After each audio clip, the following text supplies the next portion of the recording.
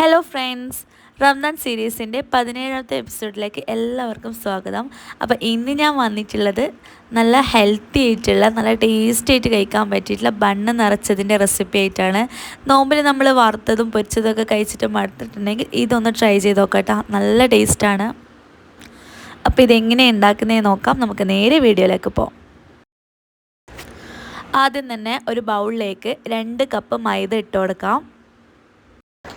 ഇനി ഈ ഒരു മൈദയിലേക്ക് 1 ടീസ്പൂൺ അളവിൽ ഇൻസ്റ്റൻറ്റ് ഈസ്റ്റും കൂടി ചേർത്ത് കൊടുക്കാം.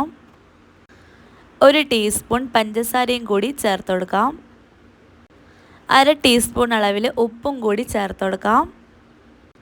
1/4 കപ്പ് ഇളം ചൂടുള്ള പാലും കൂടി ചേർത്ത് കൊടുക്കാം കേട്ടോ. പിന്നെ റൂം ടെമ്പറേച്ചറിലുള്ള ഒരു മുട്ടയും കൂടി ഇതിലേക്ക് ചേർത്ത് കൊടുക്കാം. ഇനി ഇവയെല്ലാം കൂടി കൂട്ടിയിട്ട് നമുക്ക് കൈകൊണ്ട് നല്ല പോലെ ഒന്ന് മിക്സാക്കി കൊടുക്കാം. മുട്ടയും പഞ്ചസാരയും ഉപ്പും ഈസ്റ്റൊക്കെ എല്ലായിടത്തും എത്തുന്ന രീതിയിൽ തന്നെ നമുക്ക് കൈകൊണ്ട് നല്ല രീതിയിൽ തന്നെ മിക്സാക്കി കൊടുക്കാം മൈദയിലേക്ക്. അപ്പോൾ ഇത് നല്ലപോലെ മിക്സാക്കിയതിന് ശേഷം ഇതിലേക്ക് 1/4 കപ്പ് ഇളം ചൂടുള്ള വെള്ളം കൂടി ഒഴിച്ചിട്ട് വീണ്ടും നല്ല പോലെ ഒന്ന് കുഴച്ചെടുക്കാം കേട്ടോ, ഒരു 3-4 മിനിറ്റ്. അപ്പോൾ വെള്ളം കുറേശ്ശെ ഒഴിച്ചിട്ട് നല്ലൊരു ഡോ ആകുന്ന രീതിയിൽ നല്ല പോലെ ഒന്ന് കുഴച്ചെടുക്കാം. അപ്പോൾ 3-4 മിനിറ്റ് കുഴച്ചെടുത്ത് കഴിഞ്ഞാൽ ഇതിലേക്ക് 2 ടേബിൾ സ്പൂൺ അൺസോൾട്ടഡ് ബട്ടർ ചേർത്ത് കൊടുക്കുക കേട്ടോ. റൂം ടെമ്പറേച്ചറിലുള്ള 2 ടേബിൾ സ്പൂൺ ഉപ്പില്ലാത്ത ബട്ടറും കൂടി ചേർത്തിട്ട് നല്ല പോലെ വീണ്ടും ഒരു 3-4 മിനിറ്റ് കുഴച്ചെടുക്കുക കേട്ടോ. അങ്ങനെ ഒരു 10 മിനിറ്റ് നന്നായിട്ടൊന്ന് കുഴച്ചെടുത്ത് കഴിഞ്ഞാൽ നമ്മുടെ ഡോ ഇവിടെ റെഡിയായി. നമ്മൾ എത്രത്തോളം കുഴക്കുന്നോ അത്രത്തോളം സോഫ്റ്റ് ആകും. ഇനി ഇതിലേക്ക് മേലയിൽ 1 ടീസ്പൂൺ അളവിൽ സൺഫ്ലവർ ഓയിലും കൂടി ചേർത്തിട്ട് അതിൻ്റെ മേലിലൊന്ന് ഇട്ട് കൊടുക്കുക കേട്ടോ. അത് നമ്മൾ പെർമനൻ്റ് ആകുന്ന സമയത്ത് ഒട്ടിപ്പിടിക്കാണ്ടിരിക്കാനാണ്. ഇനി ഇത് മൂടി വെച്ചിട്ട് 2 മണിക്കൂർ ഇത് റെസ്റ്റ് ചെയ്യാൻ വെക്കുക. അപ്പോൾ അത് റെസ്റ്റ് ചെയ്യാൻ വെക്കുന്ന സമയം കൊണ്ട് നമുക്ക് ഇതിലേക്ക് വേണ്ട ഫില്ലിങ് തയ്യാറാക്കാം. അപ്പോൾ 2 ടേബിൾ സ്പൂൺ അളവിൽ സൺഫ്ലവർ ഓയിൽ ചേർത്ത് കൊടുക്കുക. ഇനി ഇതിലേക്ക് 200 ഗ്രാം ബോൺലെസ് ചിക്കന് ചേർത്ത് കൊടുക്കുക കേട്ടോ. ചെറിയ പീസായി കട്ട് ചെയ്തിട്ട് ചേർത്ത് കൊടുക്കാം. അപ്പോൾ നമ്മൾ ഷവർമക്കൊക്കെ കട്ട് ചെയ്യില്ലേ, ആ ഒരു രീതിയിൽ കട്ട് ചെയ്യുക. എന്നിട്ട് ഇത് 200 ഗ്രാം എടുത്തിട്ടുണ്ട്. അത് നമുക്ക് ഫുള്ളായിട്ട് തന്നെ ഈ ഒരു ഓയിലിലേക്ക് ഇട്ട് കൊടുക്കാം. ഇനി ഈ ഒരു ചിക്കനിലേക്ക് വേണ്ട പൊടികൾ ചേർത്ത് കൊടുക്കാം. 1 ടീസ്പൂൺ അളവിൽ കുരുമുളക് പൊടിയും 1/2 ടീസ്പൂൺ ഒറിഗാനോവും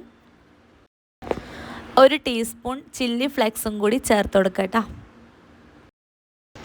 പിന്നെ ഇതിലേക്ക് വേണ്ട ഉപ്പും കൂടി ചേർത്ത് കൊടുക്കുക. ആവശ്യത്തിനുള്ള ഉപ്പും കൂടി ചേർത്ത് കൊടുത്തിട്ട് നല്ല പോലെ ഒന്ന് മിക്സാക്കി കൊടുക്കാം.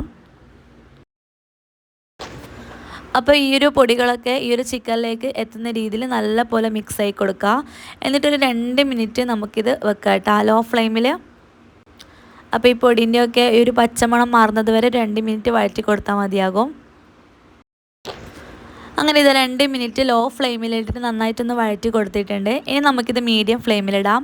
എന്നിട്ട് ഇതാ ഒരു സവാള, അത്യാവശ്യം മീഡിയം സൈസിലൊരു സവാള നന്നായിട്ട് ചോപ്പ് ചെയ്തിട്ട് ഇട്ട് കൊടുക്കാം കേട്ടോ.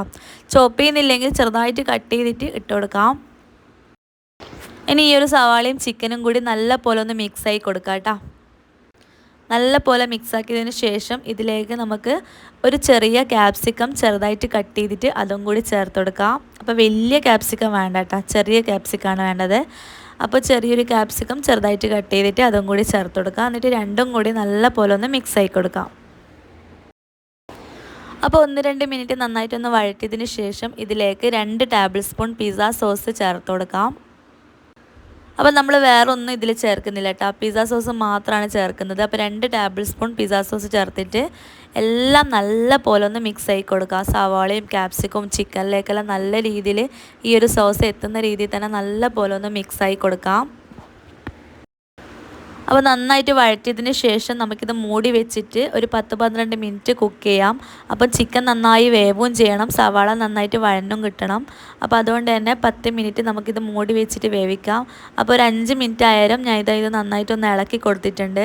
നമുക്ക് മീഡിയം ഫ്ലെയിമിൽ തന്നെയാണ് നമ്മളിത് വേവിക്കുന്നത് കേട്ടോ. അപ്പോൾ 5 മിനിറ്റിന് ശേഷം നന്നായിട്ടൊന്ന് മിക്സായി കൊടുക്കുക. എന്നിട്ട് വീണ്ടും മൂടി വെച്ചിട്ട് ഒരു 5-6 മിനിറ്റ് വീണ്ടും കുക്കായി കഴിഞ്ഞാൽ നമ്മുടെ ചിക്കൻ നന്നായിട്ട് വെന്ത് കിട്ടും. അപ്പോൾ എല്ലാം നല്ല രീതിയിൽ തന്നെ മിക്സായി കൊടുക്കുക കേട്ടോ. ഈ ഒരു മസാല കഴിക്കാൻ നല്ല ടേസ്റ്റാണ്. നമുക്ക് എന്തിൻ്റെ ഫില്ലിംഗ് ആയിട്ടും ഈ ഒരു മസാല ചേർക്കാം കേട്ടോ. എല്ലാം നല്ലപോലെ ആയിക്കഴിഞ്ഞാൽ നമുക്കിതിലേക്ക് ഒരു 2 ടേബിൾ സ്പൂൺ മല്ലിയില ചെറുതായിട്ട് കട്ട് ചെയ്തിട്ട് അതും കൂടി ചേർത്തിട്ട് നല്ലപോലെ മിക്സ് ആക്കിയിട്ട് ഇതിൻ്റെ ഫ്ലെയിം ഓഫ് ചെയ്യാം. നമ്മുടെ മസാല ഇവിടെ റെഡിയായി.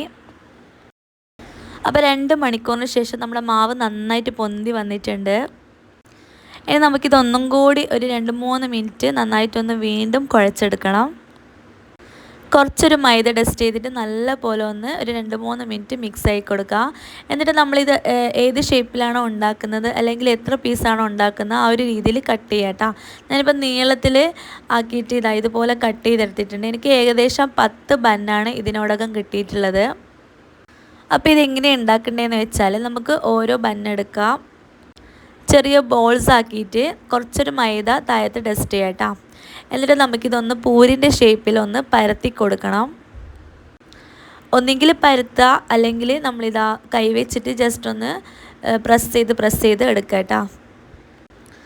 അപ്പോൾ ഇതുപോലൊന്ന് പരത്തി കൊടുത്തു കഴിഞ്ഞാൽ നമുക്കിതിലേക്ക് ഫില്ലിങ് നിറച്ച് കൊടുക്കാം. ഈ ഒരു മാവ് നമ്മുടെ കയ്യിൽ വെച്ചിട്ട് 1-2 ടീസ്പൂൺ നമ്മുടെ ഫില്ലിങ് ഇതിലേക്ക് നിറച്ച് കൊടുത്തിട്ട് ചുറ്റും ഒന്ന് കവർ ചെയ്യുന്ന രീതിയിൽ ഇതുപോലെ ഒന്ന് മൂടിക്കൊടുക്കുക കേട്ടോ. അങ്ങനെ നല്ലൊരു ബോൾസാക്കി എടുത്തു കഴിഞ്ഞാൽ കൈ വെച്ചിട്ട് ഇതുപോലെ ഒന്ന് ട്വിസ്റ്റ് ചെയ്ത് കഴിഞ്ഞാൽ നമ്മുടെ ബന്ന് നിറച്ചത് ഇവിടെ റെഡിയായി. അപ്പോൾ എല്ലാ ബന്നും ഇതുപോലെ ഒന്ന് ചെയ്തെടുക്കാം കേട്ടോ. വളരെ ഈസിയാണ് ഉണ്ടാക്കാൻ. നമ്മളിത് ഓവനിൽ തന്നെ ഉണ്ടാക്കണം എന്നില്ല കേട്ടോ. ഓവനില്ലാണ്ടും ഈസി ആയിട്ട് ഇത് ഉണ്ടാക്കാം. പിന്നെ അധികം എണ്ണയൊന്നും ചേർക്കാത്തതുകൊണ്ട് തന്നെ അത്യാവശ്യം ഹെൽത്തിയാണ്. അപ്പോൾ എല്ലാ ബന്നും ഞാൻ ഇതുപോലെ ചെയ്തെടുത്തിട്ടുണ്ട്. നമുക്കില്ലേ ഇതിന് പകരം ഈ ഒരു മൈദക്ക് പകരം ഗോതമ്പ് മാവ് എടുക്കാം കേട്ടോ. ഇനി ഇതിലേക്ക് നമുക്ക് മിൽക്ക് വാഷാണ് ചെയ്യുന്നത്. അപ്പം നിങ്ങൾക്ക് എഗ്ഗ് യൂസ് ചെയ്യുന്നുണ്ടെങ്കിൽ ഒരു എഗ്ഗ് നന്നായിട്ടൊന്ന് പൊട്ടിച്ച് സ്പൂണൊന്നൊന്ന് മിക്സ് ആക്കിയതിന് ശേഷം ഇതുപോലെ ഒന്ന് ബ്രഷ് ചെയ്ത് കൊടുക്കുക. അപ്പോൾ എൻ്റെ കയ്യിൽ മുട്ട തീർന്നു പോയതുകൊണ്ട് ഞാനിപ്പോൾ മിൽക്ക് വാഷാണ് ചെയ്യുന്നത്.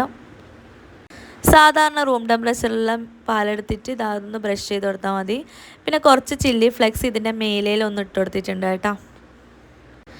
ഇനി പണിയൊന്നുമില്ല. ഇനി നമുക്കിത് 170 ഡിഗ്രിയിൽ 10 മിനിറ്റ് പ്രീഹീറ്റ് ചെയ്ത ഓവനിൽ നമുക്കിതൊരു 25 മിനിറ്റ് കുക്ക് ചെയ്താൽ മതിയാകും. നിങ്ങളിത് ഓവനിലല്ല ഉണ്ടാക്കുന്നുണ്ടെങ്കിൽ കുക്കറിൽ ഉണ്ടാക്കുന്നുണ്ടെങ്കിൽ എന്തായാലും ഒരു 40 മിനിറ്റ് വേണ്ടി വരും കേട്ടോ. അങ്ങനെ നമ്മുടെ അടിപൊളിയായിട്ടുള്ള ബന്ന് നിറച്ചത് ഇവിടെ റെഡി ആയിട്ടുണ്ട്. എല്ലാം നല്ല പെർഫെക്റ്റ് ആയിട്ട് തന്നെ കിട്ടിയിട്ടുണ്ട്. അപ്പോൾ നല്ല ചൂടുണ്ട് കേട്ടോ. ഇനി നമുക്ക് കുറച്ച് ബട്ടർ ഇതിൻ്റെ ഈ ഒരു ബന്നിൻ്റെ മേലയിൽ നമുക്കിതുപോലെ ഒന്ന് ബ്രഷ് ചെയ്ത് കൊടുക്കാം. നല്ലൊരു ഗ്ലേസിങ്ങിന് വേണ്ടിയിട്ടാണ്. അതുപോലെ തന്നെ കഴിക്കുമ്പോൾ നല്ലൊരു ടേസ്റ്റും കൂടിയാണ്. അപ്പോൾ എല്ലാ ബന്നിലും ഇതുപോലെ ഒന്ന് ചെയ്ത് കൊടുക്കാം കേട്ടോ. നല്ല ടേസ്റ്റാണ് കഴിക്കാൻ. എന്താ പറയുക, നമ്മളിപ്പോൾ നോമ്പിന് അധികവും അൺഹെൽത്തി ഫുഡാണ് കഴിക്കുന്നുണ്ടെങ്കിൽ ഈ ഒരു ബന്ന് നിറച്ചത് നിങ്ങളൊന്ന് ട്രൈ ചെയ്ത് നോക്ക്. നല്ലോണം ഇഷ്ടപ്പെടും എല്ലാവർക്കും. അതുപോലെ തന്നെ മൈദക്ക് പകരം നമുക്കിത് ഗോതമ്പ് മാവ് വെച്ചിട്ടും ഈസി ആയിട്ട് ഉണ്ടാക്കിയെടുക്കാം. അപ്പോൾ ഇതിങ്ങനെ തുറക്കുന്നുണ്ട്. നല്ല അടിപൊളി ടേസ്റ്റാണ് കേട്ടോ. ഫില്ലിങ്ങൊക്കെ നല്ല രീതിയിൽ തന്നെ സ്റ്റഫായി വന്നിട്ട് നല്ല ടേസ്റ്റ് ഉണ്ട് കഴിക്കാൻ. അപ്പോൾ ഉറപ്പായിട്ടും നിങ്ങൾക്കിത് ഇഷ്ടപ്പെടും. അപ്പോൾ ഫ്രണ്ട്സ്, ഈ റെസിപ്പി നിങ്ങൾക്ക് ഇഷ്ടമായിട്ടുണ്ടെങ്കിൽ ഒന്ന് ലൈക്ക് ചെയ്യാനും ഷെയർ ചെയ്യാനും, എന്തെങ്കിലും സംശയം ഉണ്ടെങ്കിൽ ഒന്ന് കമൻറ്റ് ചെയ്യാനും മറക്കരുത്. മറ്റൊരു നല്ലൊരു വീഡിയോയുമായി വീണ്ടും കാണാം. അതുവരേക്കും bye from Banus world. Thank you.